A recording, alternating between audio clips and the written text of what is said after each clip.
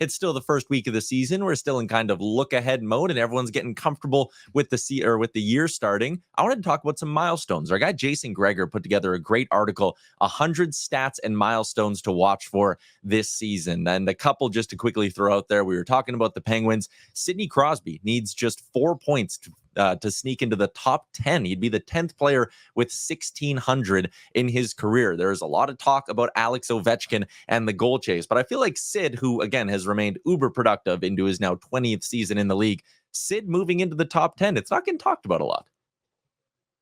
I mean, of all the list of achievements of Sidney Crosby's career, it feels like it doesn't, like you're like, wait, he's not in the top 10? Like, it's one of those things that he's just been so successful. His trophy case is so full that it's like, yeah, that's a given. But here's the thing. The more interesting kind of conversation as he continues to climb this is, has he done enough for you already to be on the NHL's Mount Rushmore? Top 4 all time. Like, is he one of the 4 best players ever? I'm going to throw a weird little thing in there. Hockey's Mount Rushmore, because I think what he's accomplished internationally is what maybe pushes him perfectly into that mix. Okay, so hockey's Mount, yeah. So is he on hockey's Mount Rushmore? He is for me, because I think also, again, people would say, well, he's only 10th all time in scoring, but you got to think about the era he's doing it in. I know our guy Paul Paduti is always doing great work in that regard, but when you look at the era and the way Crosby is dominated for so many years now, yeah, he's in there. I agree. Like, for me, he's easily top 4. So what does it look like? For me, it's probably something like Gretzky or Crosby and Lemieux. Yeah, I think so. I think, again, if you wanted to build one that kind of crossed a whole bunch of different generations, maybe you have a Gordie Howe in there, and it's kind of like, okay, from Gordie, Wayne, Mario, Sid, and that's your 4. You got to have a defense. Like, you got to, like, there's got to be someone else that you work in there. 4 is a tough number. Okay, we got a couple more milestones that I want to throw your way, or just kind of put on the radar of people. Connor McDavid could become the 3rd fastest player to reach 1,000 points in NHL history. He needs 18 points in his next 9 games now. Frank, can Connor go pedal to the floor and get to 1,000 in the 3rd fastest span?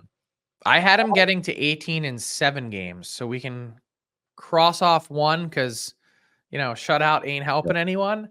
Can he get to 18 in the next 6? Yeah, I think it sounds crazy, but yeah, getting to yes, he can. He will. All right. Not only can, but he will. Austin Matthews needs a 53-goal season to pass Matt Sundin for the most goals in Leafs history. That feels like something that's certainly attainable for him. And the last one I wanted to throw your way, Frank. This is an interesting one. By the way, like, it's amazing how quickly he's done it. And we talked about this on the rundown the other day. I think he ultimately ends up catching Ovechkin. And help. Super early, but just something to keep in mind. Like, if you talk full seasons, he's slightly behind. But if you talk pace of games that he's played, yes, he needs to play like 1,400 in some games to get there. But pace-wise, he's actually, I think, a little bit ahead of Ovechkin. Okay, the final one I wanted to throw your way. There is a group of 5 defensemen who have a chance to all finish in the top 25 for highest scoring defensemen ever. And they're all playing right now. It's Carlson, Hedman, Letang, Yossi, and Brent Burns, Frank. I wanted to ask you about Brent Burns as he begins another season out with the Carolina Hurricanes. He can become the 13th defenseman with 900 points. And if he plays all 82 games, he'll move into the top 10 for games played by a defenseman. Is he a Hall of Famer? Yes. Without a doubt, stone cold lock, or does he need I don't know if he's first ballot, but he is. I believe he's a Hall of Famer. Yeah. It's really tough, though, missing the Stanley Cup.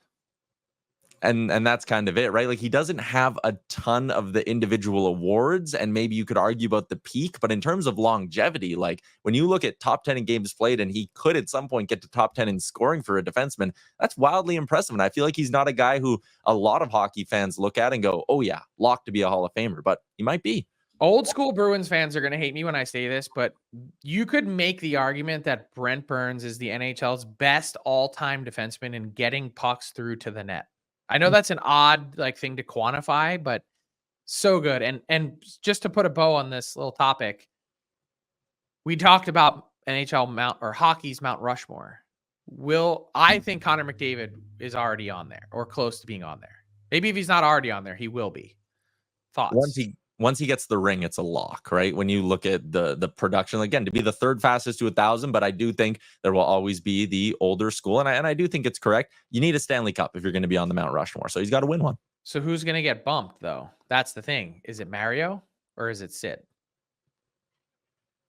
It's probably going to be Mario. Yeah, probably, because I think you want people from different generations, and Mario and Wayne just overlapped a little bit too much, I think. Not that Crosby and McDavid didn't, I guess.